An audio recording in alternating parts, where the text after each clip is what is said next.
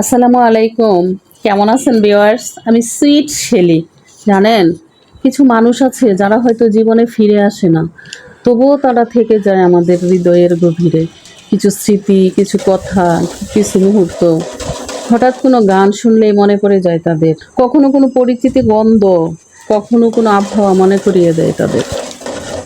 বাবা মা জীবনের শুধু অভিভাবক নয়, তারা হলো দোয়ার ছায়া, আশ্রয়ের বট গাছ। আমরা যত বড় হই না কেন, তাদের চোখে আমরা সেই ছোট্ট শিশু। মা বাবার দোয়া ছাড়া জীবনের কোনো কাজেই বরকত আসে না। তাদের এক ফোঁটা চোখের পানি আমাদের পৃথিবীর সব আনন্দকে ম্লান করে দেয়। তাই যতদিন তারা বেঁচে আছেন, তাদের সেবা করা, তাদের খুশি রাখা আমাদের সবচেয়ে বড় দায়িত্ব। একাকিত্ব অনেক সময় কষ্ট দেয়, আবার অনেক সময় শক্তিও দেয়। যখন পাশে কেউ থাকে না, তখন মানুষ নিজেকেই চিনতে শিখে। নিঃশব্দ রাত, ফাঁকা সময়, এসবই মানুষকে গভীর করে তোলে।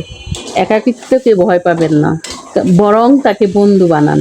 কারণ একা থাকার মাঝেই নিজেকে নতুন করে খুঁজে পাওয়া যায়। আমার মনে হয় মানুষকে খুশি রাখার মতো কঠিন কাজ একটাও নেই। কারণ মানুষের সামান্য একটু স্বার্থে আঘাত লাগলে পূর্বের সব উপকারের কথা ভুলে যায়।